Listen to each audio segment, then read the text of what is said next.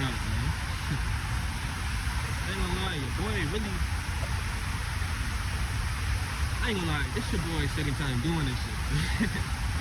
The last video was cool, but you know, I really had to restart over because I was all over the place. I ain't gonna lie, I ain't gonna say I was just all over the place. What I'm getting at is, I'm doing this for me. I wanna get shit off my chest and express things, man. You know, I go through a lot, man. Fuck what I go through. I don't put people through a lot, but I feel like to get a lot off my chest, I don't really have a lot of people I can really vent to, so I feel like this is my new therapy, really for it. Like venting and just chilling, bro, just vibing. But I think I wanna start by, that's why I just ended the last video. But fuck it. I think I wanna start by expressing it. You know? Like that, I got my baby mom. The first baby. And it's like, damn, that's the first thing you want to talk about? Yes, because it changed me, bro. I think it still changes me to this day. Some days I be hating myself. That type of thing. And it happened so many years ago. It happened exactly August 22nd, 2018. And, you know, it really just, it still plays with me to this day because before that, I never really yelled at her. I never really like snapped on her. I never did nothing to it. Like, I don't know what the fuck came over me that day. I just tried to make 1,000 excuses. My granddad was passing at the time. I tried to make that be the excuse, or you know, I found out she was talking to somebody else or whatever. I tried to make that big excuse or whatever, man. There ain't no excuses on why that happened. So I think a part of me doing this is really like, you know, expressing myself, breaking it down. Now that I'm 24, I could break the situation down, and then maybe it won't weigh on me as much, you know.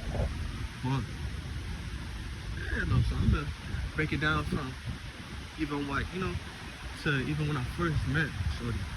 You know, I met her when I was about 14, and you know, that's like, I ain't gonna, I'm gonna just sum it up. That was the love of my life type shit. Like, I loved everything about that girl, and ain't nobody perfect, shit like that. But I was willing to, I swear to God, but I was willing to live the rest of my life for her. And it sounds crazy being so young and having that mindset, but I guess it was high school love. I don't know, but that was really my mindset. And your boy just, you know. But I'm gonna sum it up and say, you know, that was the love of my life.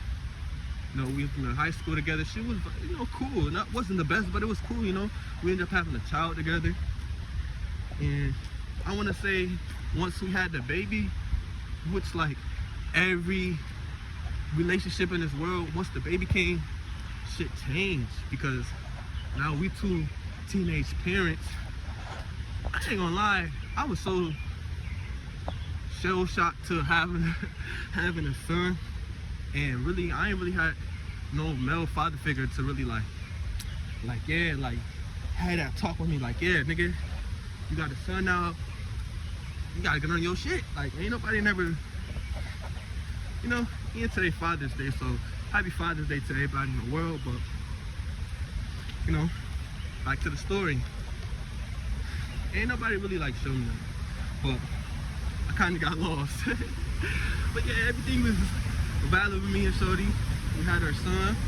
Everything started to change after there. Now we two teenage parents that really, I'm gonna just speak for me. I ain't gonna speak too much for her. I don't really got nobody. Ain't nobody show up to see him when he was born. Nobody came to the baby shower. No support whatsoever. And hold on, I'm gonna just fast forward to now. I haven't seen my son going on 5 years. Have nobody reached out to even check on him. People say they care, but actions speak louder than words, man. This, you know, if y'all really care for him, y'all would holler at his mom, see how he was doing, anything. But back to the story, you know, I don't got no village to help raise him, so a lot of shit was just like hard on me, bro. I ain't gonna lie. A what the fuck I was doing. Really, I was just trying shit, trying to be a dad, a quote unquote dad, and I was really failing. But no more to the story. With me saying that, you know, she wanted to move on. She wanted better for herself and her life. And looking out on it now, I understood, but I took that real hard, bro. I really took it hard. Like, I wasn't taking no for an answer. I wasn't letting her go. I should have just accepted it. And, you know, more of the story, she didn't want to be with me and I was still around. So, just one of these days, I'm still around type shit. I come see her at work. She ain't jacking me. She really like, I know she probably thinking in her head like, what is this nigga even doing here? But you know, come see her at work and shit. But around this time, keep it real. Everything is smooth though. Like, you know, we having a little decent. You know, shit is decent. But more of the story, I come see her at work. Shit weird. Like, you know, she just giving me the cold shoulder and shit, and I feel the vibe. So I leave type shit, and then I go to the bus. You know? Go to the bus stop. At the bus stop is where I make my decision. Like, you know what? Fuck that. I'm about to go see my son and my baby mom. I'm about to make shit right because, you know, I'm tired of this weird shit. I go down there. Even more weird shit start happening, bro. Like, and she said some weird shit, you know, and it rubbed me the wrong way. But it sparked the idea in my head to really go grab her phone and go through it. So that's what I did, you know. I grabbed her phone, ran in the bathroom, locked the door. She realized I'm going through it for a minute too. She don't peep though. I think she ended up peeping like, hey, you got my phone? She's banging on the door. Banging on that shit super duper hard, bro. She's trying to break down this fucking door.